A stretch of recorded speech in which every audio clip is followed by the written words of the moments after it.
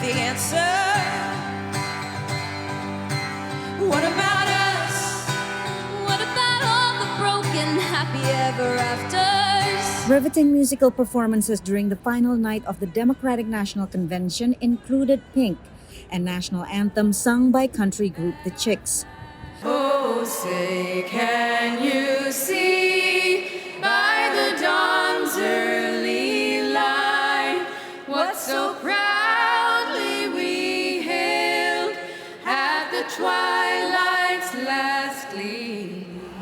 But Kamala Harris was the star of the night. On behalf of everyone whose story could only be written in the greatest nation on earth, I accept your nomination to be President of the United States of America. Harris told her personal life story, connecting it to middle-class voters' experiences. We are charting a new way forward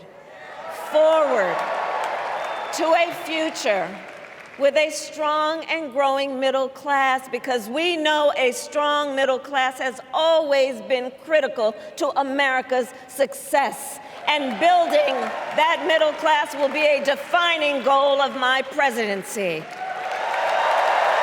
She highlighted her background as a former prosecutor, in line with her party's strategy to contrast against Republican nominee Donald Trump, who has been convicted in court. Guilty. Guilty.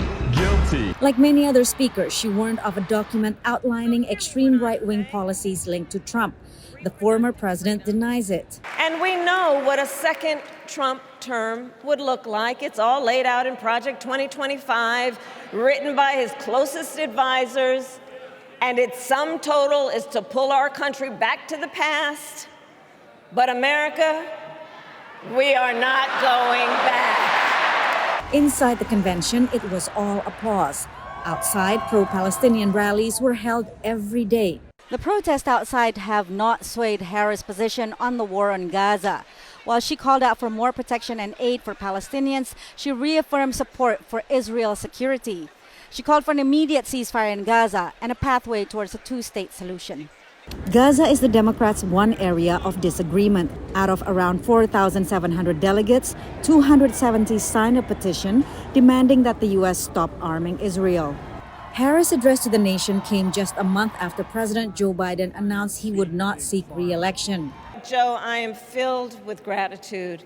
Your record is extraordinary, as history will show, and your character is inspiring. And Doug and I love you and Jill and are forever thankful to you both. As Harris spoke, Trump sought to reclaim attention by visiting the U.S.-Mexico border and hosting a social media event. But nothing dampened the delegates' enthusiasm. She's setting us up for the future, a future we've been waiting for, a future that really represents everybody in this country. And we are elated that the wicked witch is dying and we're moving forward with a good life. Kamala explained exactly what's at stake for this country. We're all flying the American flag. We all have USA, and that's for a reason, because this is a fight for this country. Running mate Tim Walz joined Harris on stage to close out the convention with just 74 days to the election. Patsy, Widakuswara, VOA News, Chicago.